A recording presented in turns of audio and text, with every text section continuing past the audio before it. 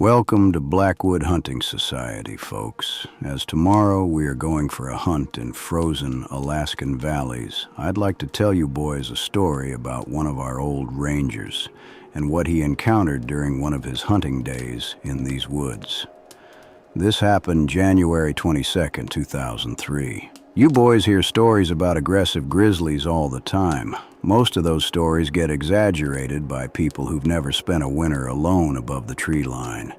But every now and then, a bear starts treating a man less like prey and more like a problem that wandered too close. That's worse.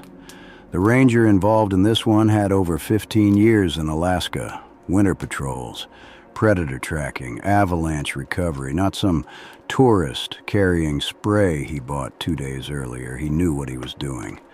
That's why the whole thing bothered me.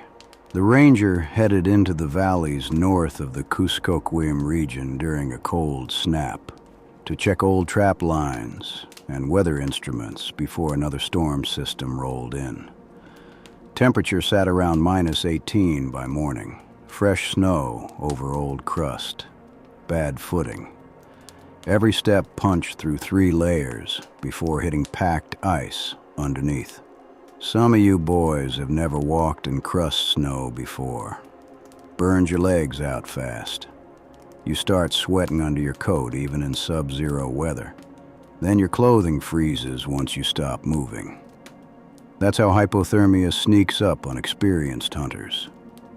The ranger carried a .338 bolt rifle, snowshoes, emergency tarp, stove kit, and enough food for 2 nights.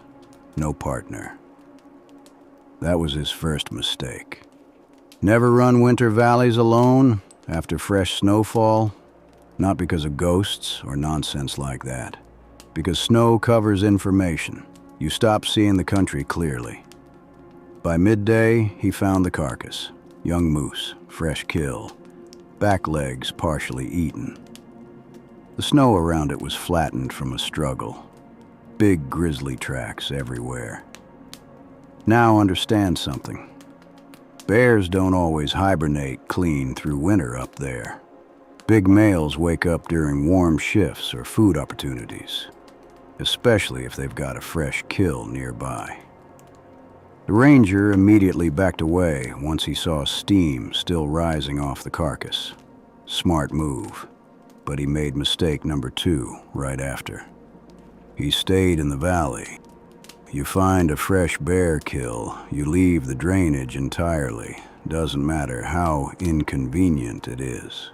The ranger moved southeast, trying to cut across timber toward higher ground. About an hour later, he noticed ravens following him. Not unusual at first, but they kept landing ahead of him instead of behind. Branch to branch, watching.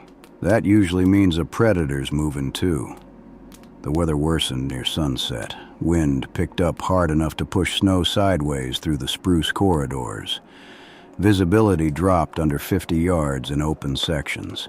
Then he found the first tracks. Fresh, large grizzly, moving in the same direction he was.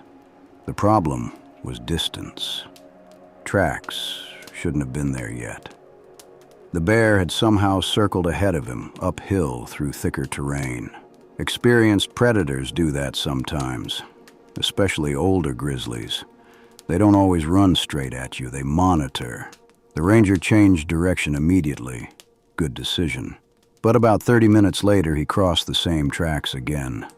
Only now they were fresher, snow still collapsing inward around the edges. That's when he realized the bear wasn't wandering. It was keeping pace with him. He climbed onto a ridge, hoping for visibility advantage. Another smart move. High ground lets you spot movement before it closes distance. But valleys distort sound. Most rookies don't understand that. The ranger kept hearing movement behind him. Heavy compression and snow, slow, measured.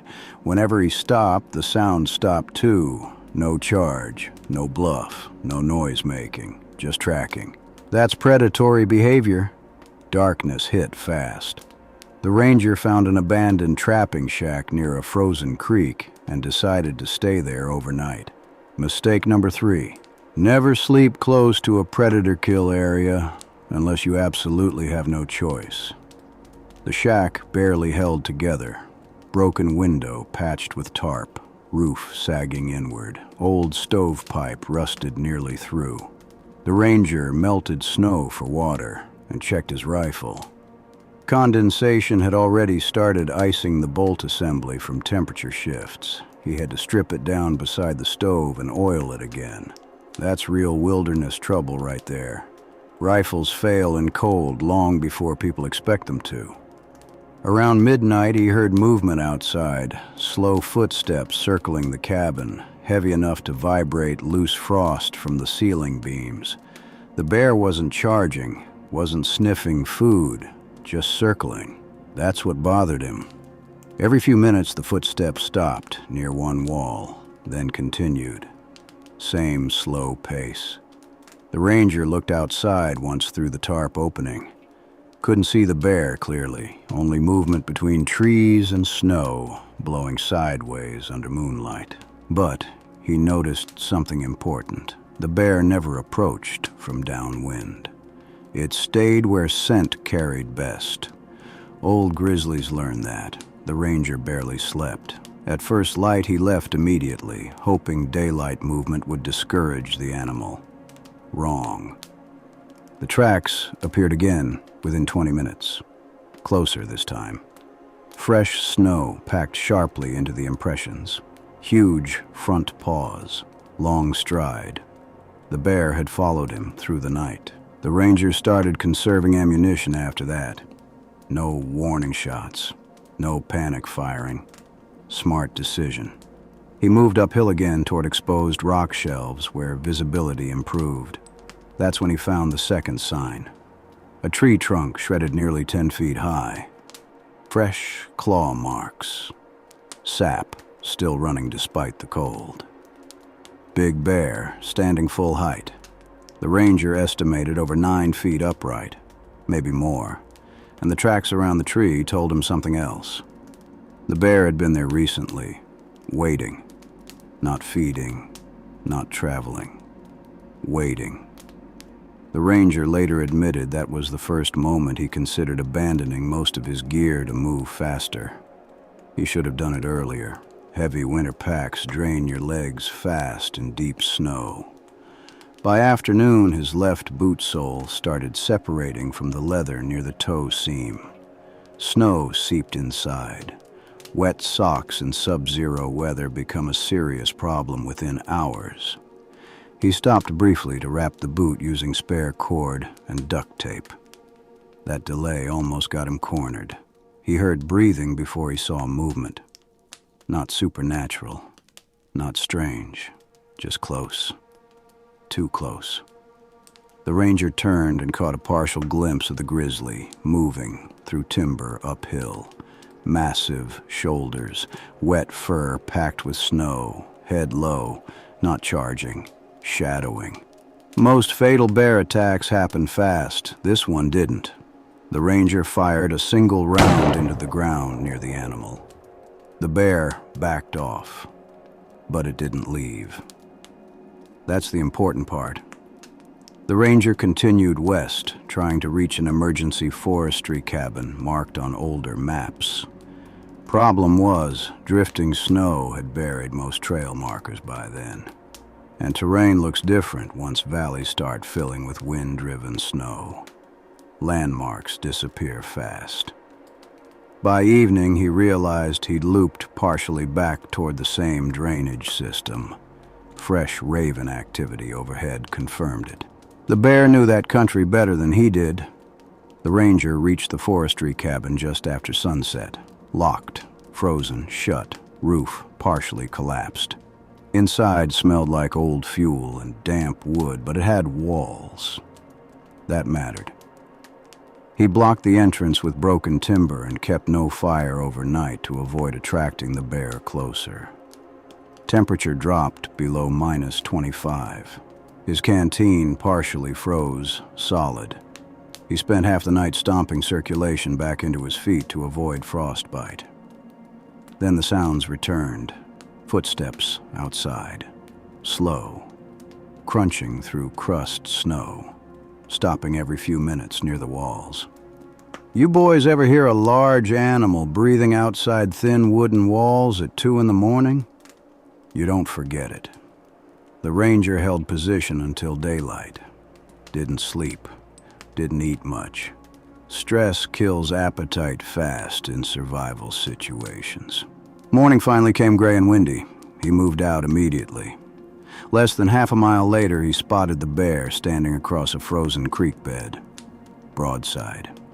Watching him. It didn't bluff charge, didn't huff, didn't run. The ranger slowly backed away while keeping the rifle trained forward. The bear followed at distance for nearly 4 more hours.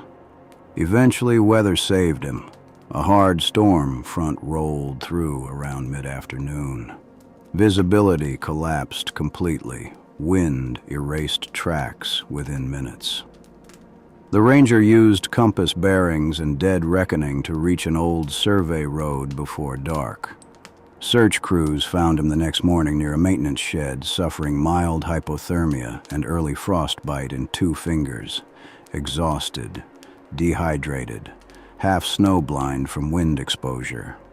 The bear never attacked him, never rushed him, never even fully committed. That's what stayed with him afterward. The ranger later said it felt less like the animal wanted to kill him, and more like it wanted him gone. Now listen carefully, boys. Most things out there trying to kill you don't roar. They don't charge through trees making noise. Experienced predators stay patient. He glanced toward the dark window beside the fireplace. And if you ever find a fresh kill in winter country, turn around immediately. Because once a big grizzly decides to follow you, that valley belongs to him.